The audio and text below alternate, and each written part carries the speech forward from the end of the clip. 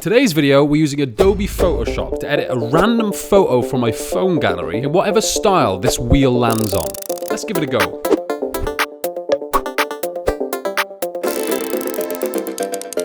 Alright, first of all, let's drag our photo into Photoshop. So this photo was taken when I was in Southeast Asia. I'd hiked to the top of this mountain. This little doggy here had followed me all the way up.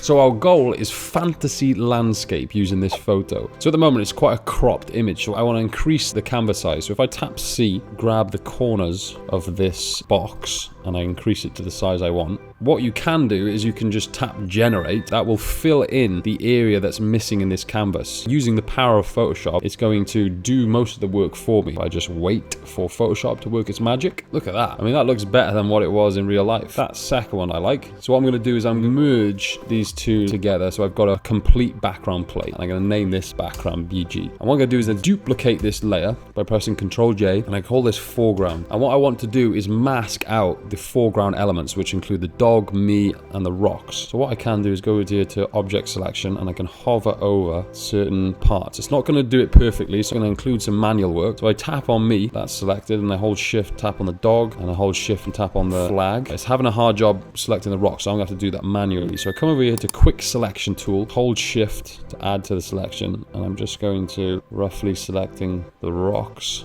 Well, I'm quite happy with that selection. So what I do is come down to the layer mask, tap that. We've got a perfect layer mask, which is cool. Now we can start to edit things behind the background, and it's not going to interfere with the foreground. But what we're going to have to do is just remove the foreground elements from the background shot, because otherwise, when we're using generative fill, it's going to use that as a reference, and then we're going to get some funky results. Mask around these foreground elements on the background layer, and then we just press generative fill. Don't put anything in the box. That's just going to assume we want a clean plate. Look at that. Perfect. Done.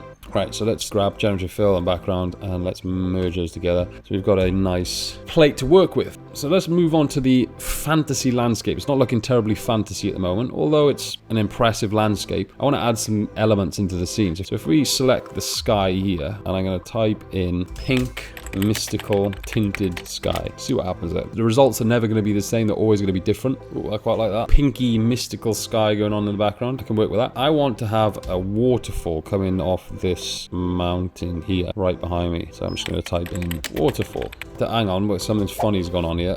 This looks like an eye patch. It's important what layer you apply the generative fill to, because whatever's below the stack, it's going to apply it to that. So obviously I didn't do that in this case. What we can do here is you can just select the layer mask of the waterfall and just brush away the selection. I wanted a snow-capped mountain. Snow-capped mountains. That's pretty cool. I like that. Maybe some more snow-capped mountains this side as well. What about another waterfall here? Who's to say I can't have as many waterfalls as I want? Oh, look at that. It's a sweet waterfall, that. Well, we've got two waterfalls. We clearly need somewhere for this water to go. So let's put a river behind here. I like that river. Ooh, look at that. And it's matched perfectly up to the waterfall behind. How does it? It blows my mind every time. Okay, what else could we add to this scene? Right, what about I put some pink trees? Pink tree here and a pink tree there, maybe? Pink blossoming trees. Cool, I like these ones. They look quite realistic. The color of this sky is a bit too pink for me. So if I go down to the adjustment layer and select hue and saturation, I select this button here, because if I don't select this, it's going to apply to all of the layers underneath that, and I don't want that. I just want it to apply to one layer directly underneath. And I can go to the eyedropper selection here and then tap on pink in the sky. It's going to register that one color, and I can just adjust the color slightly so it's not as pinky.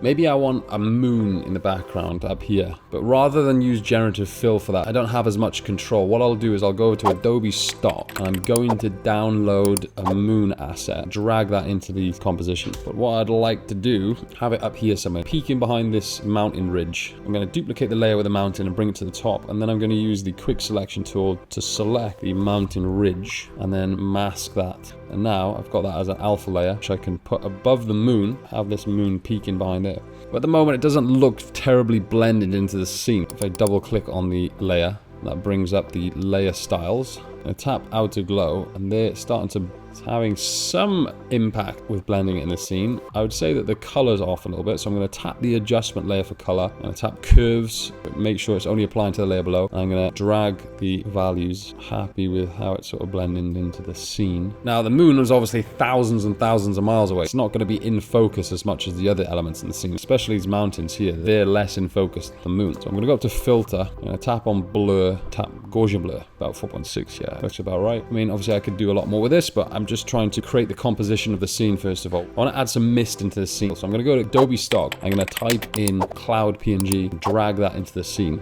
Grab the lasso tool by tapping L, just selecting around the area I want, tapping layer mask. I'm going to position a bit of mist at the lower part, drag another one then, the corner over here. And what if I put another one at the top to add a little bit of depth to the scene and create some layerage? And I think that's where I'm going to leave it today. There you have it, a fantasy landscape from a throwaway picture I took on holiday using Adobe's Photoshop. It's amazing what you can do with the tools, especially generative fill. With a little bit of imagination, you create some interesting results. Hope you enjoyed the video, happy creating, and I will see you in the next one.